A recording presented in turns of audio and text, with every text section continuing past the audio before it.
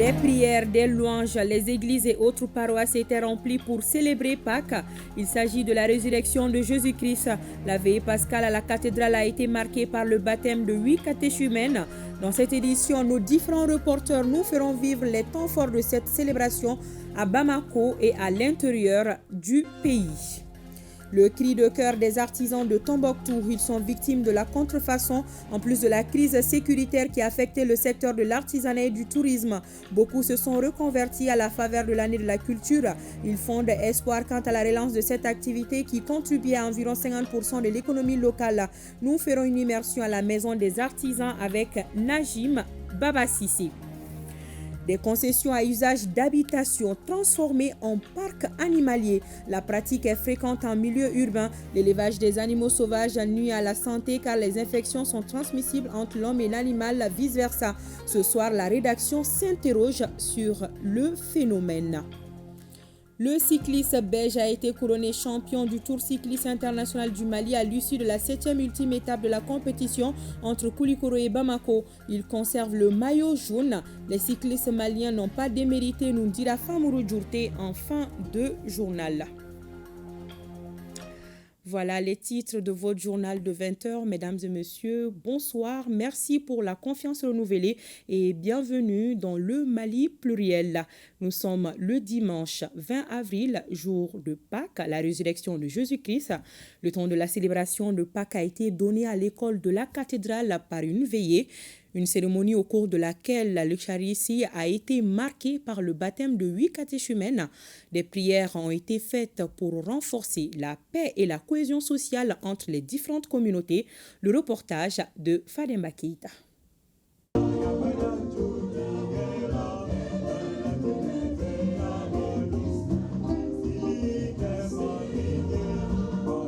Après 40 jours de cheminement spirituel, nous voici à l'ère où la lumière ressurgit.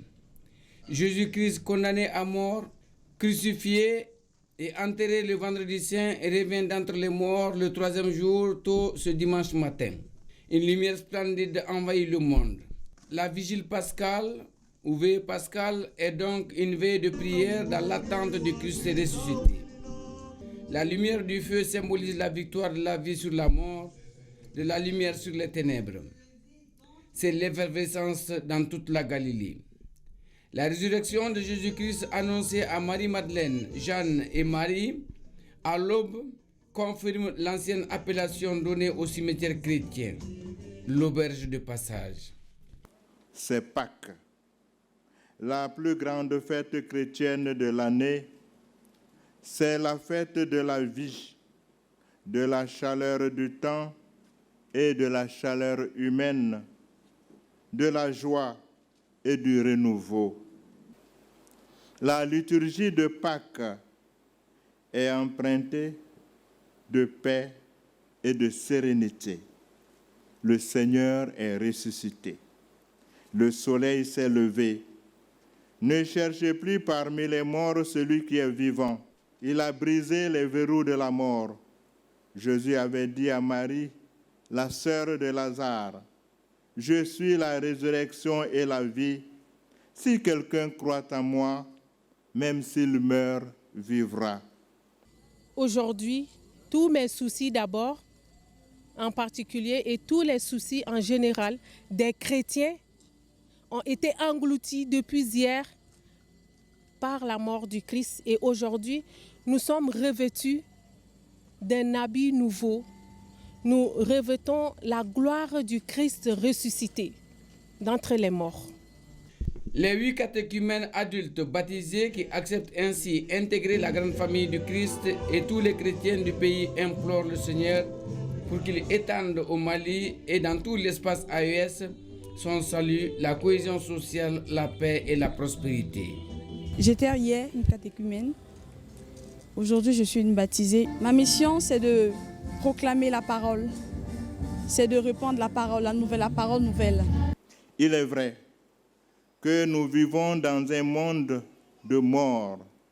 Des milliers de personnes ont perdu la vie à cause des guerres durant les siècles derniers.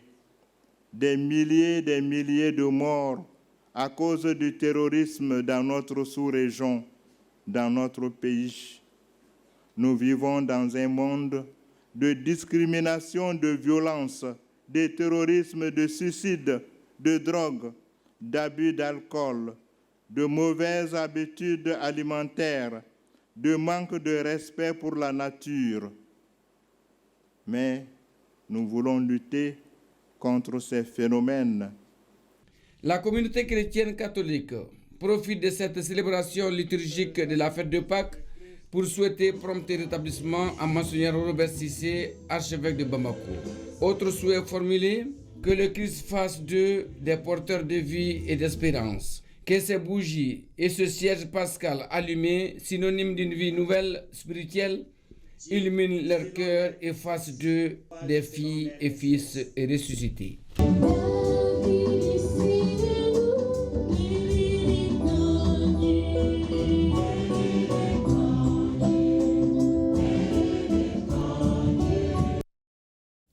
Et cette journée de Pâques a été marquée par une messe à l'église de Bamako-Kouroua et à l'école de la cathédrale de Bamako. Protestants et catholiques dans l'union des cœurs ont prié pour le retour de la paix au Mali. Le reportage de Youssouf Diakité avec la voix de Abdul Karim Kaba. Pâques est une fête déterminante pour la communauté chrétienne. Elle symbolise le passage de la mort à la vie. C'est pourquoi les fidèles chrétiens saisissent l'opportunité pour prier pour la stabilité et la paix dans le cœur. Nous sommes à l'église évangélique protestante de Bamako-Kouroua. Ce jour glorieux représente la résurrection de Christ pour l'humanité. Vous savez, le vendredi, Christ il a été crucifié et il a fait 3 jours dans la tombe. Et le matin du dimanche, les femmes se sont présentées pour embaumer son corps parce qu'elles n'ont pas pu le faire le vendredi. Au moment où on l'a descendu de bois infâme, il faisait déjà tard, on rentrait dans le sabbat et il n'était pas possible de faire ce travail-là pendant le sabbat. Elles ont attendu le dimanche matin tôt pour l'embaumer et quand elles se sont présentées, ils ont trouvé que le corps n'y était pas. Christ était ressuscité. Jésus a pris la coupe et il a béni la coupe. Il a dit ça c'est la nouvelle alliance dans son sang. Et cette nouvelle alliance-là est une bénédiction pour tous les peuples de la terre, pour tous les hommes et pour tous les pays. Et l'Église, dans chaque pays, s'appuie sur cette nouvelle alliance et dans ces bénédictions-là pour faire des bénédictions alors à la communauté, au pays, aux autorités. Et c'est pourquoi nous bénissons le Mali, nous proclamons que les bénédictions dans le sang de Christ soient une victoire pour le Mali. À l'école de la cathédrale, les contextes diffèrent, mais les messages sont similaires. Tous prêchent la paix et la stabilité du pays. C'est la fête de la Pâque et pour les chrétiens, c'est une fête fondamentale parce que notre foi justement est basée sur la Pâque où nous célébrons la résurrection de notre Seigneur Jésus-Christ. Et à partir de cette résurrection, il nous fait comprendre que tout chrétien doit avoir dans son cœur l'espérance. L'espérance dans ce sens que devant les difficultés, rien n'est impossible aux chrétiens parce que le Christ a vaincu la mort. Avec le Christ, donc nous aussi, nous pouvons vaincre la mort. Et cela, ce n'est pas seulement en attendant la vie éternelle dans l'au-delà, mais c'est de commencer aussi à travailler avec espérance et de s'aimer l'espérance dans le monde d'aujourd'hui. Pour mémoire, le dimanche de Pâques est la pierre angulaire de la foi chrétienne qui célèbre la résurrection de Jésus-Christ, symbole d'espoir et de renouveau. Voilà le reportage de Youssouf Diakité avec la voix de Abdul Karim Kaba. Je vous amène à Kita. C'est là-bas que les chrétiens se retrouvent tous les ans pour le pèlerinage catholique. Dans la capitale de l'Arachide, la foi pascale a été célébrée dans l'unité. Une nuit de prière, de méditation et de bénédiction pour les autorités maliennes. Le point de la messe avec Mahamadi Alioubari. La ville de Kita a vibré au rythme des célébrations de la fête de Pâques, un moment de profonde signification religieuse pour les communautés chrétiennes locales. Au nom du gouverneur de la région, le directeur de cabinet du gouvernorat a participé aux messes témoignant ainsi de la solidarité et l'unité au sein de la région. À la nuit pascale, les fidèles se sont rassemblés en grand nombre à l'église catholique, à la mission internationale Tinkili et à l'église protestante de Kita. Tous les chrétiens du monde entier se préparaient par le jeûne et par le sacrifice pour ce jour. Car ce jour de fête est une grande joie dans l'église catholique. Nous fêtons la mort et la résurrection du Christ. Comme la parole de Dieu nous dit de soutenir nos autorités, de prier pour eux. Donc nous allons continuer à les supporter par nos prières afin que Dieu les aide, afin que Dieu leur donne la sagesse comme il l'a donnée au roi Salomon. Les chants sacrés, les lectures bibliques et les prières ont empli les lieux de culte, rappelant le sacrifice et la résurrection du Christ. Et cette nuit-là, on va prier particulièrement le Mali. Quelque chose qui a été mort dans notre vie. Jésus a été mort, mais il a été ressuscité encore. Ce qui a été mort dans notre vie, nous, on sait que cette nuit aussi, ça va résister aussi.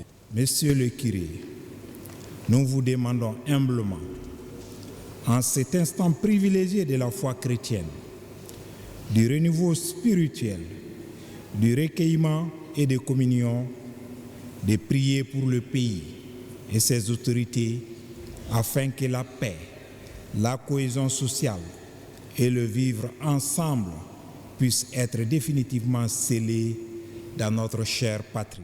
À l'église catholique, la main solennelle a été empruntée de recueillement de joie. Le curé a souligné dans son homélie le message de paix et d'espoir qu'incarne Pâques. Simultanément, à l'église protestante, le pasteur a axé son sermon sur la signification profonde de la résurrection, source de foi et d'espérance pour les chrétiens. Que toutes les prières soient exaucées. Nous vous l'annoncions hier.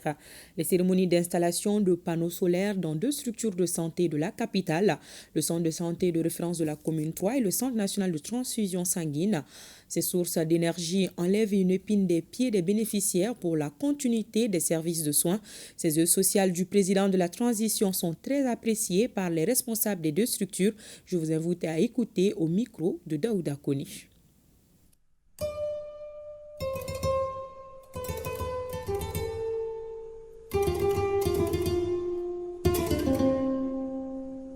Avec ces installations qui est jusqu'à 600 kW par heure, qui prend tout le centre 24 heures sur 24.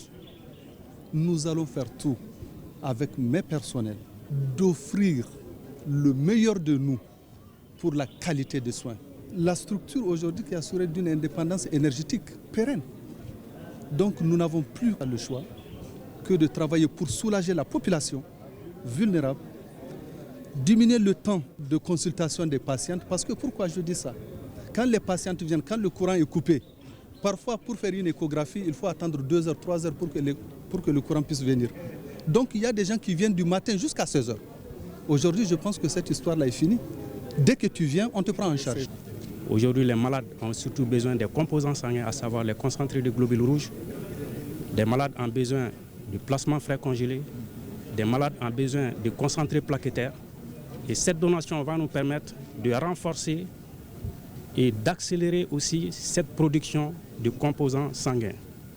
Et aussi d'assurer la continuité de l'électricité pour une conservation optimale des produits sanguins. Le Mali et la Chine ont célébré cette semaine la Journée internationale de la langue chinoise sous le thème « La langue chinoise, un cadeau à travers le temps et l'espace ».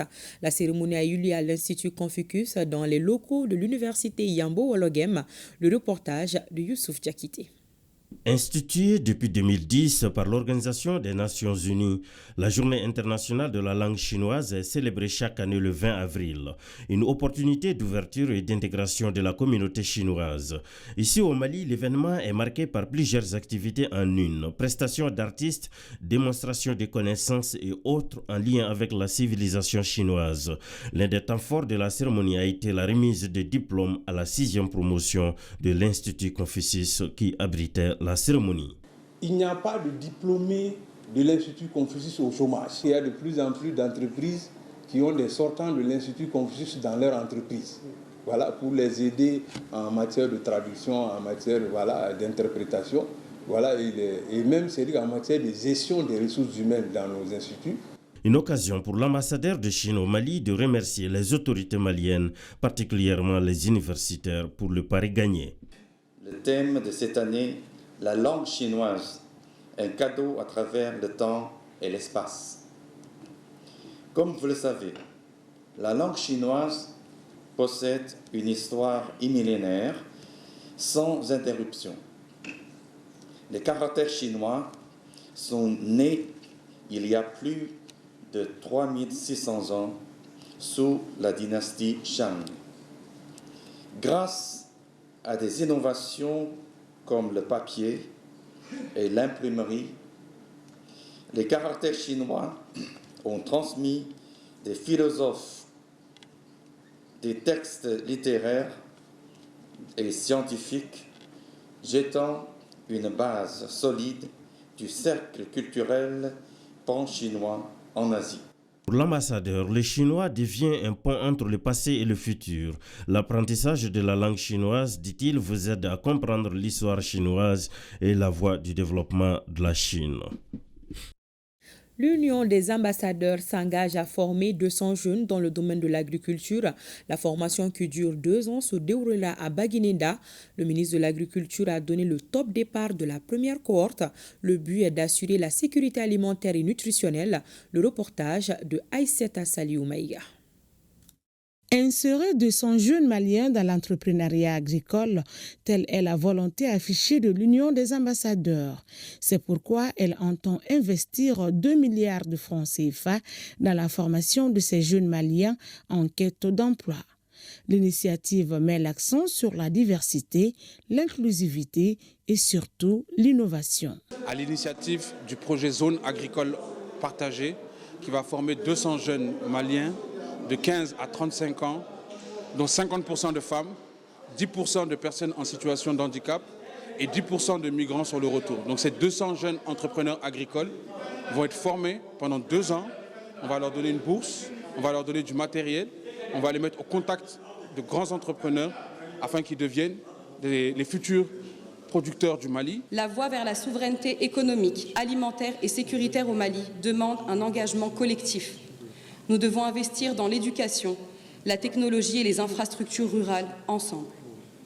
Nous pouvons créer un système alimentaire durable qui non seulement nourrit le peuple, mais qui renforce également notre économie. Ce projet de la zone agricole partagée, ZAP, devra permettre aux bénéficiaires de contribuer à la dynamisation durable du secteur agroalimentaire dans notre pays. Le présent projet est à la fois ambitieux et profondément nécessaire pour le développement et l'épanouissement de notre secteur agricole qui vise à atteindre la sécurité alimentaire et nutritionnelle prônée par les plus hautes autorités de notre pays.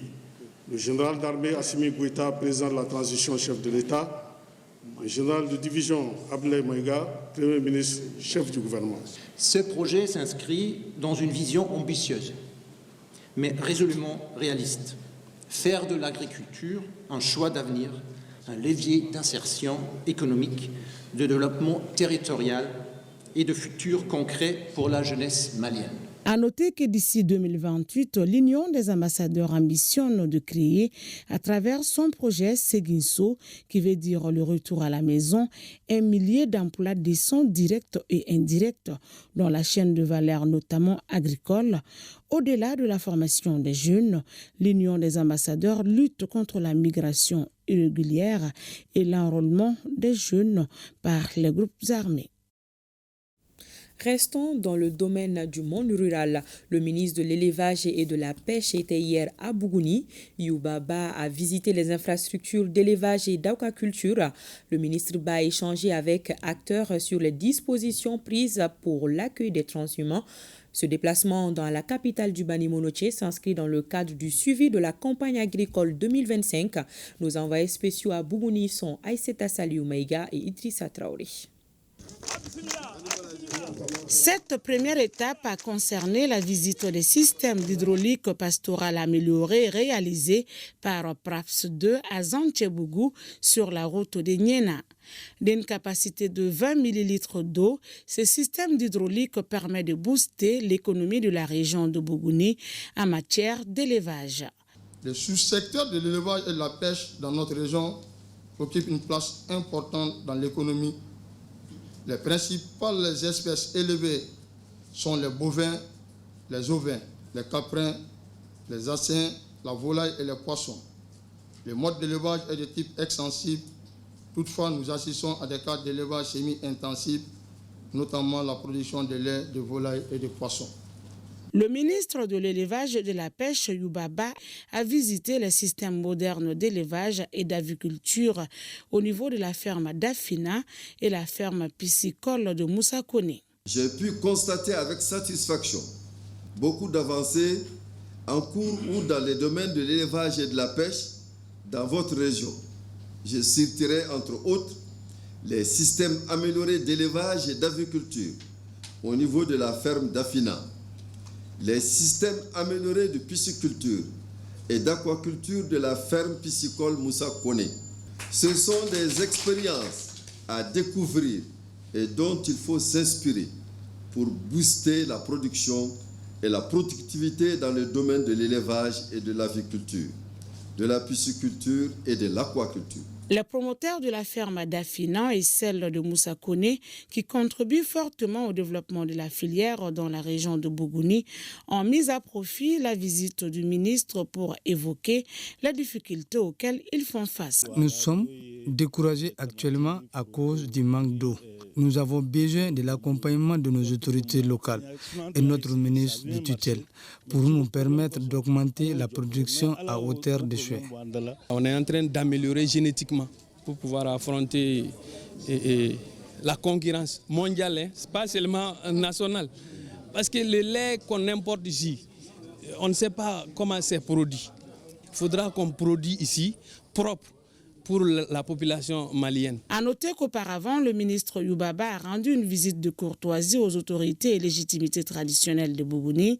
Celles-ci ont formulé des bénédictions pour la stabilité au Mali. Et nous restons dans l'agenda des activités gouvernementales.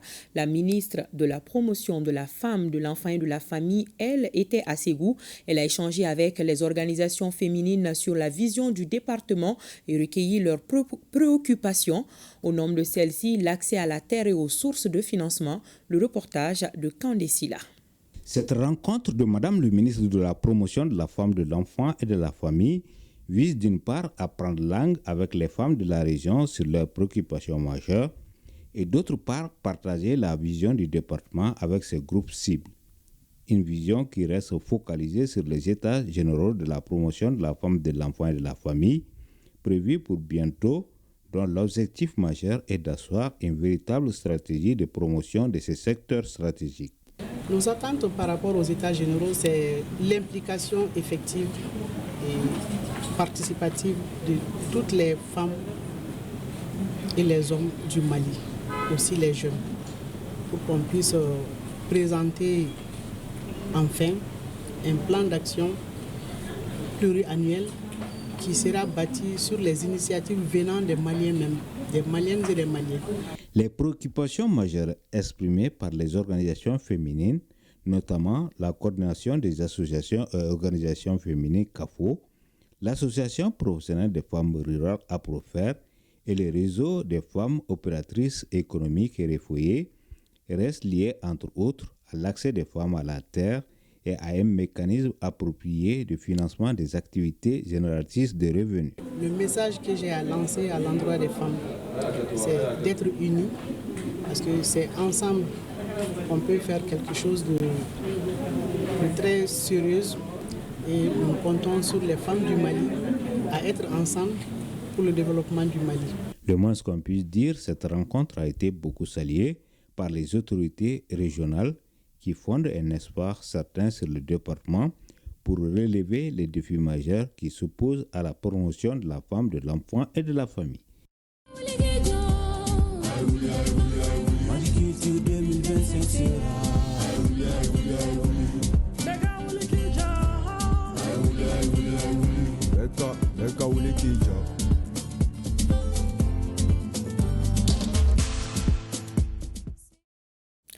Vous l'aurez compris, nous sommes en 2025, année de la culture, notre identité. Je vous amène dans la cité des Balanzans, l'un des berceaux de notre culture, pour parler de la fin des activités de la rentrée culturelle du groupe Corée Art et Culture. Une semaine d'activités culturelles et artistiques, notamment une soirée théâtrale et un concert géant. Le thème de l'édition 2025 est jeunesse, éducation et créativité. On en sait davantage avec Mariam Koulibaly. C'est parti pour la saison culturelle 2025-2026 du groupe Corée Art et Culture GCAC. L'événement a mis sur scène plusieurs activités culturelles et spectacles et revitalisant le patrimoine national. La rentrée culturelle 2025-2026 du GCAC est vraiment axée autour de la jeunesse. La jeunesse, l'éducation et la créativité. Nos activités vont s'articuler autour de la promotion accrue des talents cette année et on va avoir beaucoup plus d'activités qui vont inculquer les valeurs sociétales du Mali à la jeunesse. Voilà, maître. J'ai entendu dire que les mendiants du marché ont des nouvelles techniques pour gagner plus d'argent. C'est un classique espagnol. Nous avons un partenariat avec la coopération culturelle espagnole. Ils ont demandé est-ce qu'on peut monter, c'est-à-dire une pièce avec les marionnettes maliennes et une histoire espagnole. Donc comme ça, créer un pont entre la culture malienne et celle d'espagnol. Il est marionnettiste, mais il est allé puiser autre chose ailleurs. Ça a été une très bonne chose. Si c'est une pièce de théâtre, si c'est leur style, tout ça l'a mélangé à nos quotidiens africains, maliens. Là, en tout cas, ça nous a égayés, ça nous a émerveillés. Ce rendez-vous d'y donner et d'y recevoir, qui a regroupé plusieurs acteurs et amateurs de la culture dans la cité des Balanzans, a pris fin par un concert géant avec à l'affiche une crème de jeunes talents. Un moment qui fut musicalement riche en découvertes, en émotions et en partage. Tu nous abandonnés,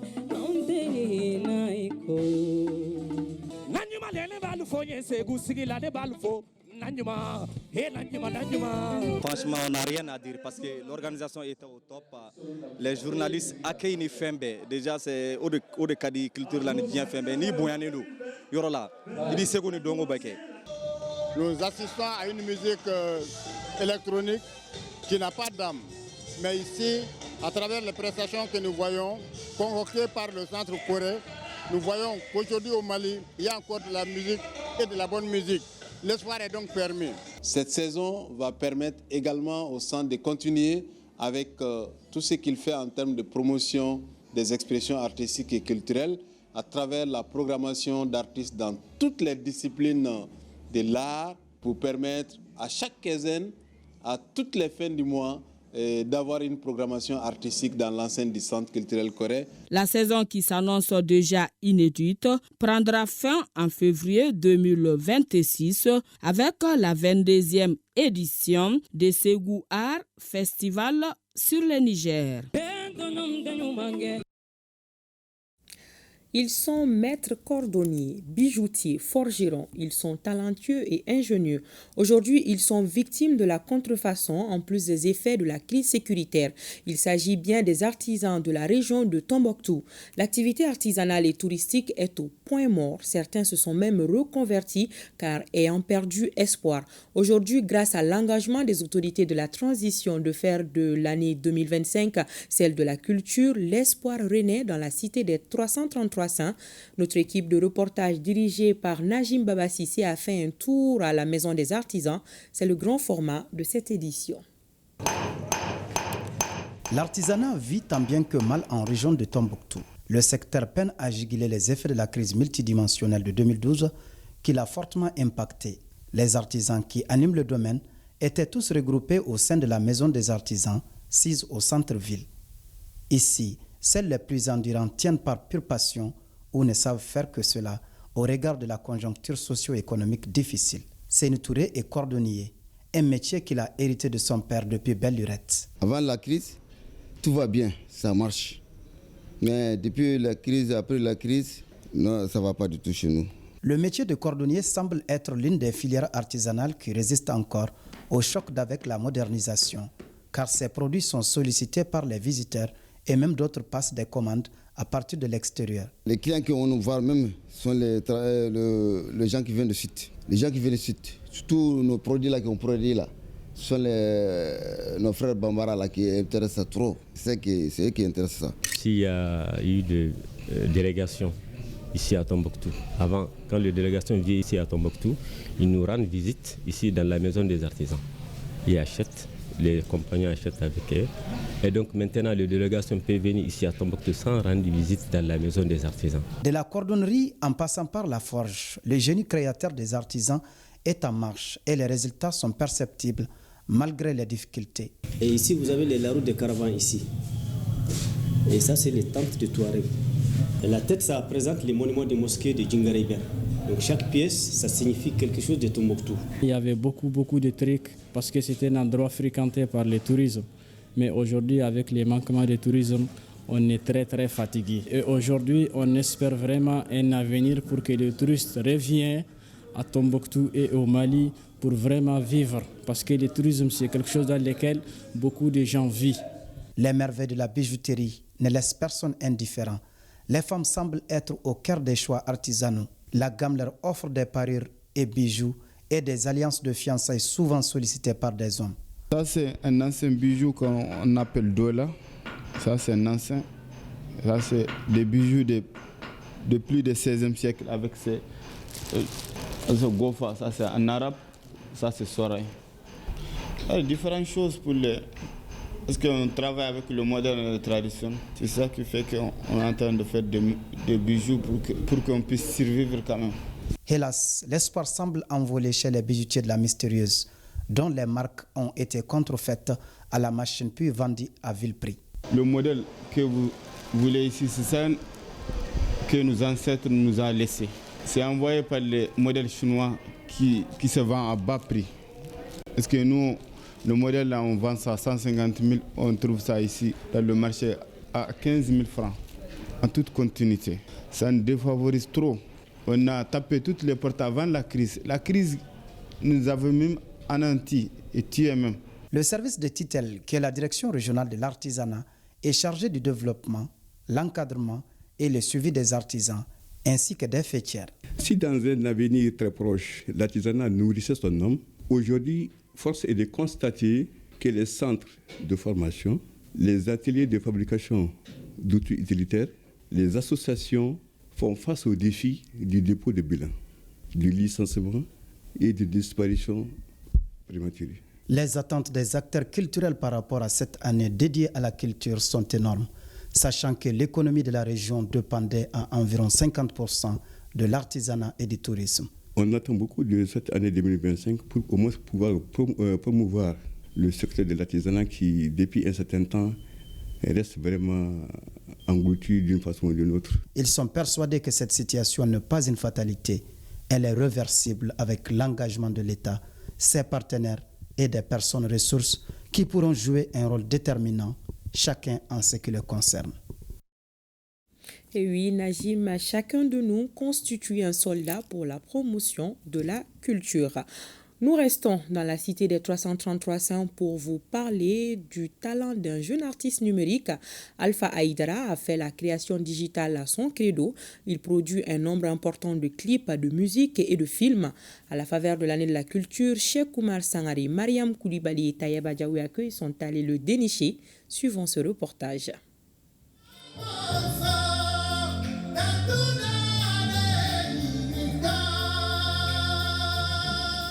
Il n'est pas une star en soi, mais il est toujours campé derrière la caméra et devant l'ordinateur pour faire des stars.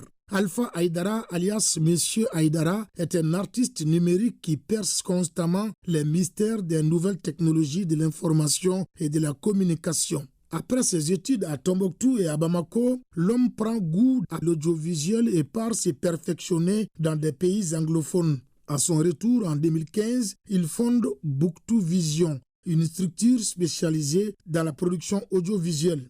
Avec ses jeunes collaborateurs, Alpha travaille beaucoup dans la conception des clips de musique.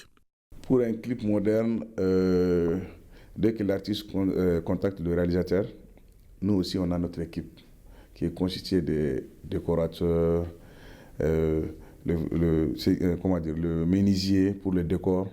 Et après tout ça, après tout ce processus-là, nous allons proposer des idées à l'artiste. On fixe le jour de tournage et on commence à tourner. Le trentenaire est natif de la cité du savoir Tombouctou, d'où il tire sa passion pour la culture et la création digitale.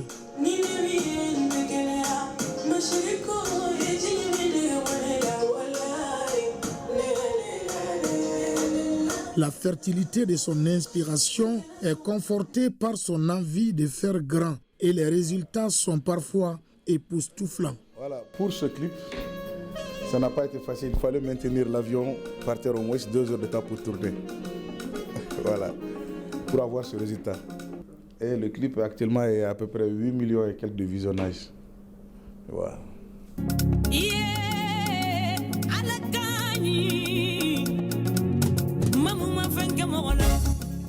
Un clip de musique est une œuvre d'art. Aucun détail n'est négligé dans sa réalisation. Décor, lumière, tonalité, incrustation, étalonnage et autres 3D. Entendez par là les 3 dimensions que sont la largeur, la hauteur et la profondeur. Le clip vend l'image de l'artiste. Alors, il nécessite parfois de très gros moyens. Il y a un autre clip qui a un temps un peu... Là, on a mis vraiment le paquet ici aussi. Il fallait habiller au moins 11 personnes avec 3 tenues différentes, sans compter les lieux de tournage. Tu vois?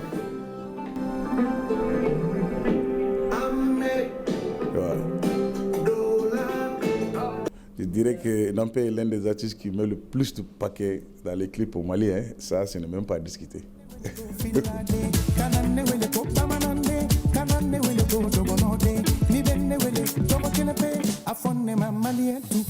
Depuis 2019, Alpha Aïdara s'intéresse aussi au 7e art, un défi qu'il affronte avec un sourire banal. Bon, le premier scénario, on a tourné avec les téléphones. Mais maintenant, on a quelqu'un qui fait nos scénarios. On travaille avec beaucoup de gens. Voilà, et nous, on s'occupe de la réalisation. Et on essaie de faire de telle sorte que quand tu regardes nos films, on essaie de ressortir vraiment les réalités du pays.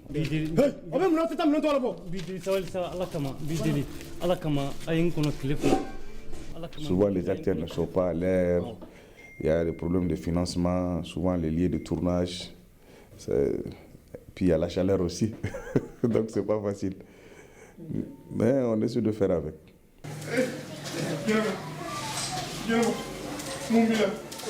Les projets à venir, on a 2 séries modernes qu'on doit tourner.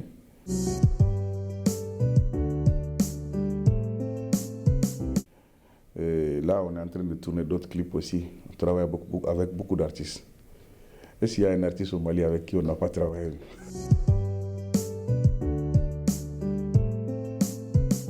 Depuis son petit studio situé à Garantigui-Bougou, en commune 5 du district de Bamako, Alpha Aïdara contribue au rayonnement culturel du Mali à travers ses productions audiovisuelles, comme pour dire qu'en cette année de la culture, il faut aussi compter sur les arts numériques.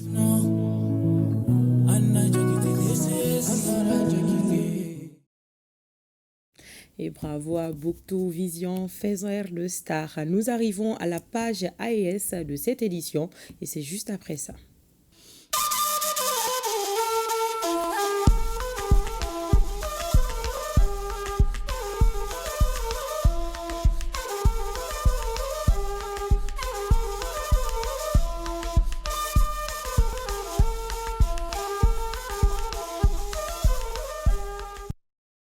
AES Actualité, l'État nigérian déroule le tapis rouge à un de ses fils, lauréat du prix mondial de la reconnaissance 2024. Djibo Djibo Mamissou a été reçu en audience par le président de la République, chef de l'État, le général d'armée Abdourahmane Tchani, qui l'a félicité et encouragé pour le prix. Le compte-rendu de cette audience avec Nana Mariam Moutari et Askou Djibrila. Lauréat du prix mondial de la reconnaissance, Djibo Mamissou est venu présenter au chef de l'État, le général d'armée Abdourahmane Tchani, le trophée qu'il a décroché en représentant le Niger à cette compétition mondiale tenue à Londres en Angleterre et qui a enregistré plus de 2000 candidatures à travers le monde. Notre compatriote Djibo Mamissou a dignement représenté le Niger dans la catégorie Leadership mondial des jeunes et développement international décerné par Global Recognition Award, un programme qui récompense les entreprises et les jeunes leaders en octroyant un prix mondial de reconnaissance. J'étais le tout premier jeune africain à remporter ce trophée dans cette catégorie. Donc c'est vraiment une fierté pour moi, c'est une fierté pour mon pays et c'est une fierté pour l'Afrique tout entière. Le programme célèbre des entreprises mais aussi des individus qui ont su se faire démarquer dans leur domaine. Donc dans la catégorie entrepreneuriat par exemple, figurent des personnalités de grande renommée tels que les Elon Musk, les Mark Zuckerberg, les Jeff Bezos et bien d'autres. Donc c'est vraiment une fierté d'être aligné au rang de ces personnalités. À travers cette distinction, notre compatriote Djibo Mamissou rejoint le réseau mondial des talents, de leadership, de l'innovation et du développement. L'audience s'est déroulée en présence des membres du CNSP. Le gouvernement burkinabé anticipe la saison des pluies. Des mesures sociales sont prises afin d'éviter d'éventuels cas d'inondation. Ces mesures concernent le curage des caniveaux et beaucoup d'activités d'assainissement. Le ministre des Infrastructures et du Désenclavement du Faso a effectué une visite dans la région des Cascades pour constater l'état d'avancement des travaux dans cette partie du Burkina. On en sait plus avec Hassan Gourabou, Siriki Milogo et Yasuba Mambona. Les mesures sociales gouvernementales sont en marche dans la région des Cascades. Ici à Banfoura, le ministre des Infrastructures et du Désenclavement fait le constat des caniveaux totalement débarrassés de leur contenu. Et là, ce sont des brigadiers en pleine action qui reçoivent les encouragements d'Adama Luc Sorgo. Ces caniveaux permettent à l'eau de couler normalement, de circuler normalement. Et ça nous éviterait des éventuelles inondations. Donc à l'orée de la saison des pluies, nous avons dit que nous allons passer voir ce que font nos brigadiers. Ces brigadiers font un travail formidable. Lancé à Manga en novembre 2024 et exécuté par le secrétariat technique des travaux routiers à haute intensité de main-d'œuvre, ST Trimo, l'impact de ce projet est déjà visible sur le terrain. Vous avez pu constater qu'il y a eu de grandes superficies qui ont été débroussaillées. Ça fait 577 hectares sur l'ensemble des 5 communes dans lesquelles ces 800 brigadiers interviennent. Donc concernant le curage des caniveaux, il y a eu 58 km de caniveaux qui ont été curés pour ne parler que de cela. Concernant donc le ramassage des déchets et autres, c'est évalué à 24 tonnes. Malheureusement, ce qu'on doit déplorer, l'incivisme à la peau dure. Vous l'avez constaté en tout cas lors de nos tournées. Souvent même, net après le passage des brigadiers, vous allez constater qu'en tout cas des citoyens, en tout cas qui posent des actes, en tout cas qui n'honorent même pas non seulement la ville mais le Burkina Faso. En marge de cette visite, le ministre en charge des infrastructures échange avec ses collaborateurs des Cascades. Question de recueillir leurs préoccupations et décliner sa vision pour ce département ministériel.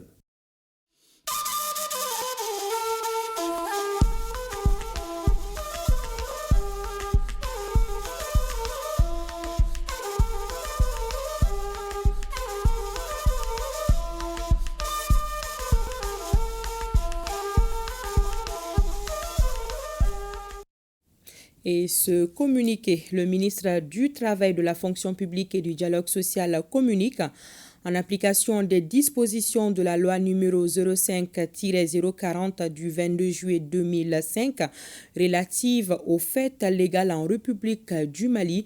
La journée du lundi 21 avril 2025, lundi de Pâques, est chômée et payée sur toute l'étendue du territoire national. Fin à New York, aux États-Unis, du Forum mondial de la jeunesse. La voix du Mali était portée par le ministre en charge de la jeunesse. Parmi les recommandations du forum, le renforcement de l'accès et les compétences numériques des jeunes. Abdul Kassim Ibrahim Fomba, au micro de Aïsseta Ibrahim Maïga, revient sur les efforts des autorités maliennes dans la promotion de la jeunesse. Suivant. Je pense que c'était très important que nous soyons là, parce que je pense qu'aujourd'hui, qu'on le veuille ou pas, la jeunesse africaine, c'est la jeunesse qui, en 2030, selon les statistiques, va être la jeunesse la plus importante de tout le monde entier. Ça veut dire que notre voix compte. Et dans l'Afrique, il y a la voix du Mali, la jeunesse malienne qui est ambitieuse, la jeunesse malienne qui est engagée, et surtout cette jeunesse malienne qui aujourd'hui est en train d'accompagner tous les efforts des plus hautes autorités. Donc, il était important pour nous d'être présents pour parler de ce que notre jeunesse aujourd'hui veut, parce qu'elle est connectée avec le monde, mais également de toutes les initiatives que l'État est en train de faire au profit de notre jeunesse. Pour nous, la jeunesse, c'est une opportunité. C'est une opportunité, c'est une chance pour notre pays, c'est un socle. C'est aussi des défis. Et comment nous voulons relever ces défis-là, il est important que nous puissions parler de cela. Nous puissions parler également des initiatives qui sont mises en œuvre, des programmes présidentiels dans ce sens-là, de tous les efforts qui sont faits. Donc il est vraiment important que nous soyons présents. Donc il était important de présenter tout cela et de proposer cela. Et je suis très heureux vraiment d'être à ce niveau de rencontre pour pouvoir partager cela avec mes autres homologues de l'Afrique et du monde.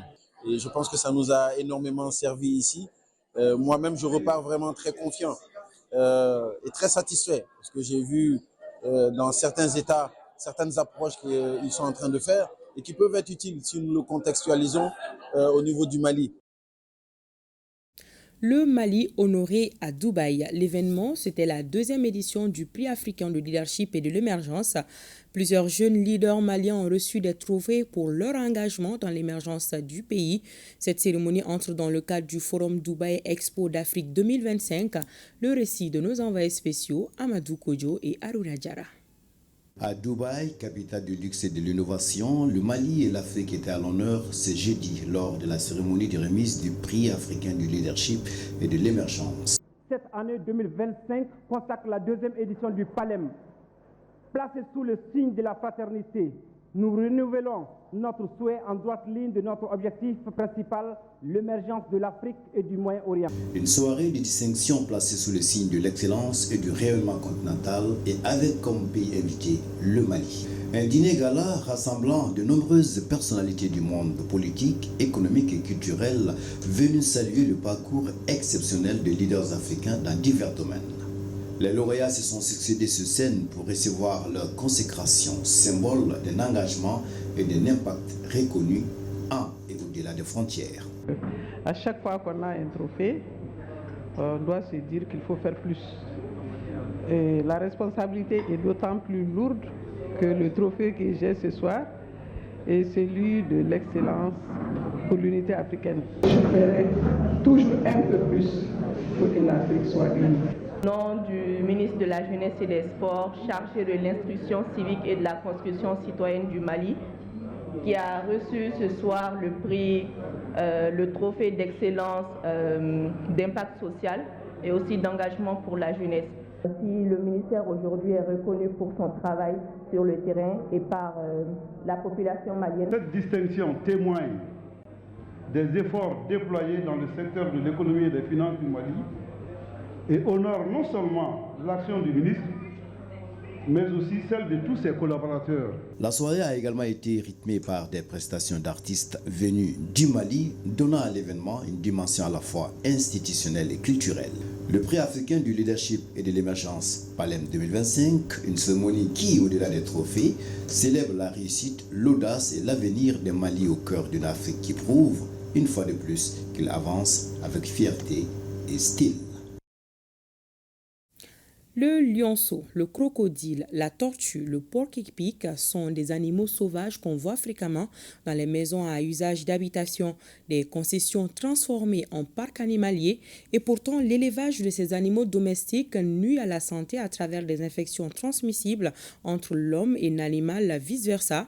Ces maladies sont appelées les zoonoses. Les avantages et les inconvénients de la domestication des animaux sauvages, c'est dans ce reportage signé Awa Traoré.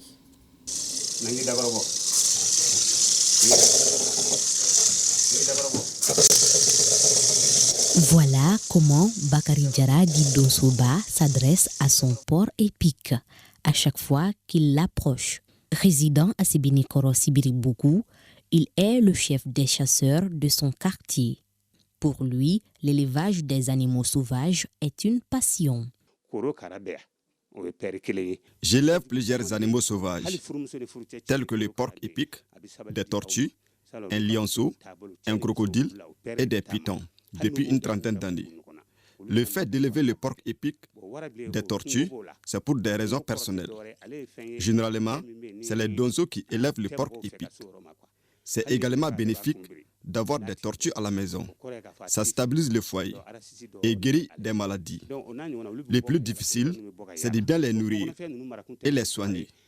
Sinon, tu seras frappé par la malédiction. D'après Bakary Diarra dit Dosoba, l'élevage des animaux sauvages a des avantages, même s'il n'est pas prudent de domestiquer certains d'entre eux.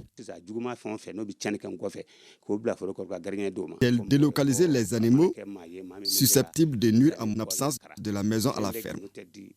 Il s'agit du lion, du crocodile et les pitons. Certains élèvent les animaux sauvages par passion, mais c'est dangereux. Raison pour laquelle j'ai bien aménagé leurs habitats.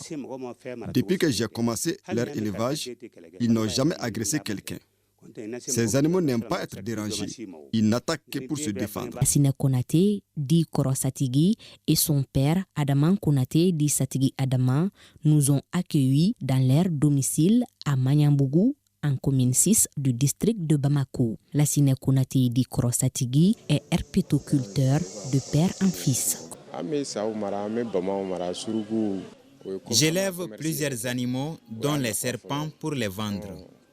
Je vends également des médicaments traditionnels contre les morsures des serpents.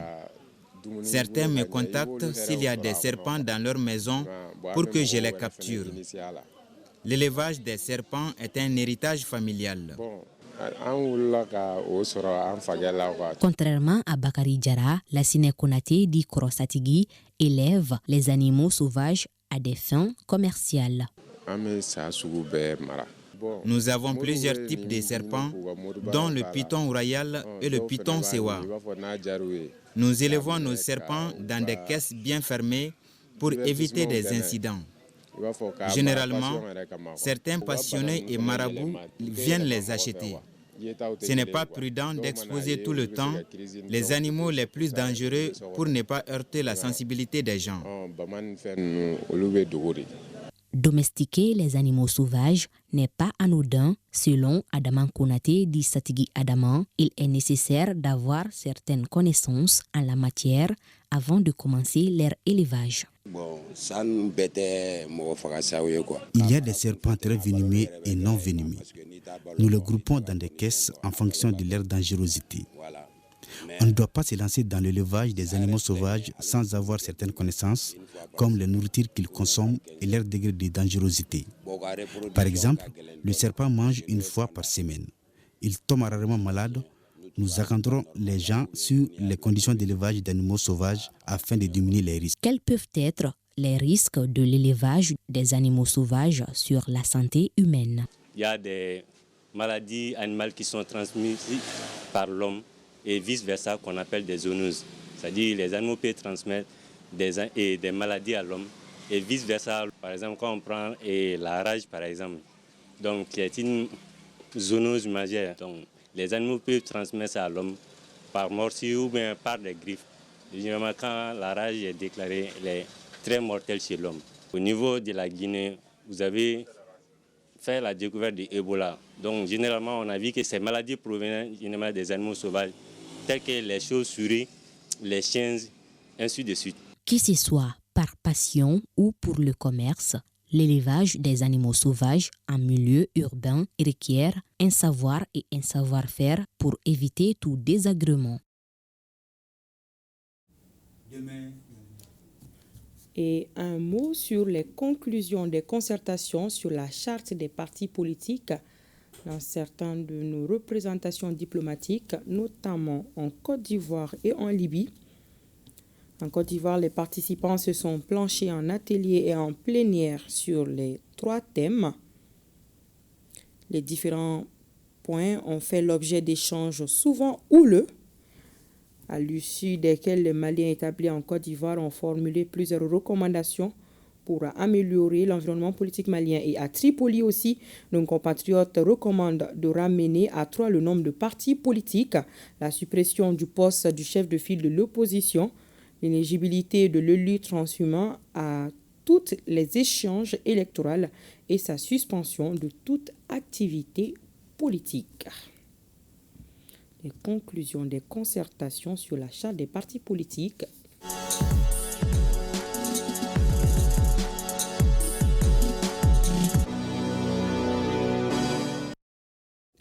Un peu de sport dans ce journal avec moi, Abdul Karim Kaba. Bonsoir. Bonsoir, Awaditma Kamara. Bonsoir à tout le monde. Alors, parlons du 11e Tour cycliste international du Mali. Le Belge Dedeker s'impose en grand vainqueur. Et oui, le coureur belge détrône Yaya Diallo, le capitaine de l'équipe nationale du Mali. La 7e et dernière étape courue ce dimanche entre Koulikoro et Bamako, agrémentée de 10 tours sur le boulevard de l'Indépendance, a été remportée par le Malien Tchemoko Djamontene de l'équipe de Kenedougou. Yaya Diallo et Raïl Zuher complètent le podium de la dernière étape. Le résumé du bouquet final de la 11e édition du Tour cycliste international du Mali avec nos envoyés spéciaux Famour Dourté, Aboubakar Traoré.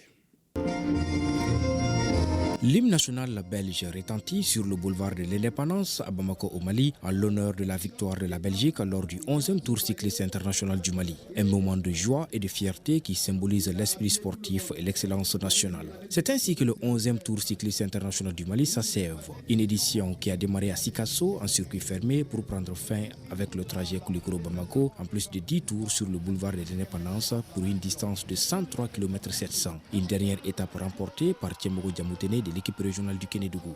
Vraiment, je suis très heureux. À défaut d'avoir le maillot jaune, le plan était de gagner cette ultime étape devant nos autorités. Dieu merci, on l'a fait. C'est exceptionnel, avec le travail de l'équipe toute la journée, avec le vent d'eau. Ils travaillent fort et dans le final, avec le chaleur, c'était très difficile, mais j'étais une bonne équipe et voilà, on gagne le Tour de Mali. Le capitaine de l'équipe nationale du Mali, Yaya Diallo, a également fait forte impression en finissant premier au classement général des points. Il a démontré que le cyclisme malien reste un acteur incontournable sur la scène internationale. L'équipe du Burkina Faso a remporté le prix de la meilleure équipe du Tour. Cette ultime étape a été également marquée par une cérémonie de remise de trophées honorifiques à des personnalités importantes, notamment le président de la transition, le premier ministre, le ministre en charge des sports, le président de la Commission nationale d'organisation, le président de la Fédération malienne de cyclisme, le chef de la sécurité du Tour, ainsi que les différents partenaires du 11e Tour cycliste international du Mali. Je suis vraiment satisfait et chaque soir, je rendais compte au directeur général du port autonome de Dakar, M. Waïl Diouf Bodian, qui lui aussi est vraiment satisfait de l'opportunité qui nous a été offerte de venir en tant que pays frère accompagner la Fédération malienne de cyclisme, accompagner les autorités maliennes. Des cyclistes qui ont compéti sur une distance de 707,3 km avec 14 points chauds. Dans toutes les étapes, ça a été une réussite. Et je profite de l'occasion pour remercier Dedeker qui a eu le maillot jaune et remercier tous les pays qui ont accepté de venir partager cette compétition avec nous. L'édition 2025 du Tour cycliste international du Mali a su captiver les cœurs et les esprits avec une compétition intense et une ambiance festive. La victoire de la Belgique, combinée à l'excellente performance de Yaya Diallo et à la reconnaissance de l'équipe du Burkina Faso, atteste de la montée en puissance du cyclisme en Afrique de l'Ouest. Cette édition a non seulement mis en lumière le talent des cyclistes, mais a aussi forgé des liens d'amitié entre les nations participantes, promettant un avenir radieux pour le cyclisme malien. Voilà, Belle, en tout cas, compétition, 11e tour au cycliste international du Mali. Et oui, bravo à Dedeker et aux nôtres qui n'ont pas également démérité. On change de discipline, Abdul Karim Kaba, pour parler de la balle au panier avec le championnat national de première division qui a bouclé sa 9e journée. C'était ce samedi au Palais des Sports Salamatou Maïga avec un classique Stade Malien de Bamako Djoliba Athletic Club. Serré, le Stade Malien de Bamako a renversé le Djoliba avec un demi-panier d'écart, soit 55-54. Score final, avec cette victoire, les Blancs de Bamako restent aux commandes du championnat national de basketball première division, nous dit Salif Ouedrago. Le match au sommet de cette 9e journée met aux prises un somptueux Stade malien de Bamako et le Djoliba AC. Dans ce classique du basketball malien, chaque équipe enregistre une victoire. Cette 3e confrontation de la saison entre les deux équipes s'annonce déterminante. Pour le Stade malien de Bamako, il s'agit de gagner pour conserver le fauteuil de leader. Pour le Djoliba AC, la victoire est impérative pour détrôner sa rivale et prendre du coup de l'ascendant sur elle. Les Blancs de Bamako et les Rouges dans ce duel se battent bien au niveau de la raquette et préservent le suspense. Les pouliches de Achatabé Maïga pressent haut. Acculés, les sadistes sombrent dans le doute. Mobiles et à droite, les Rouges impressionnent et gagnent la mi-temps 40-28, soit 12 points d'écart. Des retours des vestiaires, les joueuses de Sori Diakité tentent le tout pour le tout et réduisent considérablement l'écart au 3e quart-temps, 50-46 pour le Djoliba AC. Les joueurs des deux équipes réservent le suspense entier au 4e et dernier quart-temps. Les sadistes très appliqués au tir à 3 points déjouent le système défensif des Rouges. Décisifs sur les rebonds, les Blancs de Bamako au forcing renversent les Rouges et s'imposent sur le fil 55-54, soit un demi-panier d'écart. Djoliba Stade, ça a été un grand match. Et moi, ce qui a failli en général aujourd'hui, c'est qu'on a vraiment failli du côté du rebounding, au rebond. Le Stade qui nous prend 49 rebonds en 3 quarts-temps, c'est pas évident de gagner contre une équipe. Mais on a perdu d'un point. On va continuer de travailler. Aujourd'hui, je dirais qu'on a perdu, mais on a appris. Le Djoliba joue avec 3 ou 4, on peut dire que 4 minutes. Donc jouer tout terrain avec eux, c'est un problème. C'est pour ça que j'ai mis une défense 5 ans, c'est ça qui a marché avec eux. On a bien défendu le 3e, 4e quart-temps, mais ça a très bien défendu, c'est ça qui a été la clé du match. Avec cette victoire, le Stade malien de Bamako conforte sa place de leader et se dresse vers son objectif.